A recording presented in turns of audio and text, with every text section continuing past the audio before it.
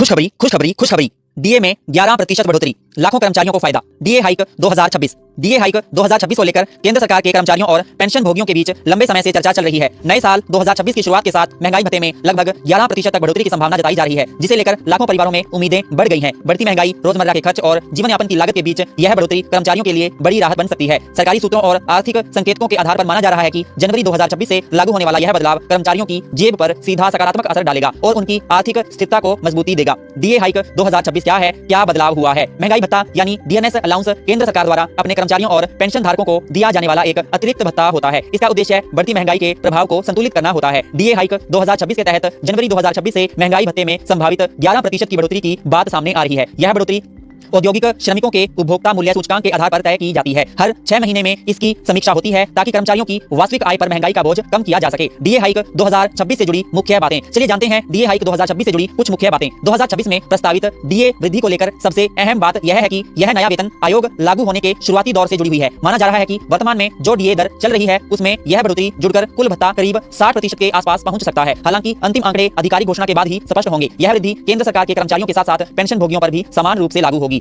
जिससे उनकी मासिक आय में सीधा इजाफा देखने को मिलेगा। डीए हाइक 2026 से मिलने वाले लाभ और असर। महंगाई भत्ते में 11% की संभावित बढ़ोतरी से कर्मचारियों की सैलरी और पेंशन दोनों में स्पष्ट बढ़ोतरी होगी। इससे बढ़ते किराए, खाद्य पदार्थों की कीमतें और अन्य घरेलू खर्चों को संभालना आसान होगा। जिन कर्मचारियों की आय सीमित होती है उनके लिए यह बढ़ोतरी आर्थिक दबाव को कम करने में मदद करेगी। पेंशन भोगियों के लिए भी यह राहत का संकेत है, क्योंकि उनकी आय का मुख्य स्रोत पेंशन ही होती है। कुल मिलाकर इसका असर उपभोग बढ़ाने और घरेलू अर्थव्यवस्था को गति देने वाला हो सकता है। 8वें वेतन आयोग से इसका संबंध। चलिए जानते हैं कि इसका 8वें वेतन आयोग से क्या संबंध है। डीए हाइक 2026 को 8वें वेतन आयोग से जोड़कर भी देखा जा रहा है। जनवरी 2026 से नए वेतन आयोग के प्रभावी होने की चर्चा है। ऐसे में महंगाई भत्ते की यह बढ़ोतरी एक ट्रांजिशन पीरियड का हिस्सा मानी जा रही है। नए वेतन आयोग के लागू होने पर डीए को मूल वेतन में समायोजित किया जा सकता है, जिसके बाद डीए की गणना नए सिरे से शुरू होती है। इसलिए यह बढ़ोतरी कर्मचारियों के लिए भविष्य की सैलरी संरचना को समझने का एक अहम संकेत भी देती है। डीए हाइक 2026 की खास बातें। चलिए जानते हैं डीए हाइक 2026 की खास बातें। इस बार की डीए बढ़ोतरी इसलिए खास मानी जा रही है क्योंकि यह लगातार बनी महंगाई के दबाव के बीच आ रही है। पिछले कुछ वर्षों में डीए में क्रमिक वृद्धि देखने को मिली है, लेकिन 2026 की बढ़ोतरी को अपेक्षाकृत ज्यादा प्रभावी माना जा रहा है। खास बात यह भी है कि इसका लाभ सीधे वेतन और पेंशन में जुड़ता है, यानी किसी अलग आवेदन या प्रक्रिया की जरूरत नहीं होती। सरकारी कर्मचारियों के लिए यह एक स्थायी और भरोसेमंद आर्थिक समर्थन के रूप में काम करता है। डीए हाइक 2026 का उद्देश्य और मकसद। चलिए जानते हैं डीए हाइक 2026 का उद्देश्य क्या है और इसका मकसद भी क्या है। महंगाई भत्ते में बढ़ोतरी का मुख्य उद्देश्य सरकारी कर्मचारियों और पेंशन धारकों की क्रय शक्ति को बनाए रखना है। सरकार यह सुनिश्चित करना चाहती है कि बढ़ती महंगाई के कारण कर्मचारियों के जीवन स्तर पर नकारात्मक असर न पड़े। डीए हाइक 2026 इसी दिशा में एक कदम माना जा रहा है, जिससे कर्मचारियों को आर्थिक सुरक्षा मिले और वे अपने दैनिक खर्चों को बेहतर तरीके से प्रबंधित कर सकें। यह कदम सामाजिक और आर्थिक संतुलन बनाए रखने में भी अहम भूमिका निभाता है। साथियों, आज की हमारी अपडेट वीडियो यहीं पर समाप्त होती है। अगर आपको आज की हमारी वीडियो अच्छी लगी हो, प्लीज लाइक करिए, शेयर करिए और हमारे YouTube चैनल को जरूर सब्सक्राइब करिए ताकि आपको ऐसी ही अपडेट वीडियोस मिलती रहें। तब तक के लिए धन्यवाद। जय हिंद, जय भारत, जय श्री राम।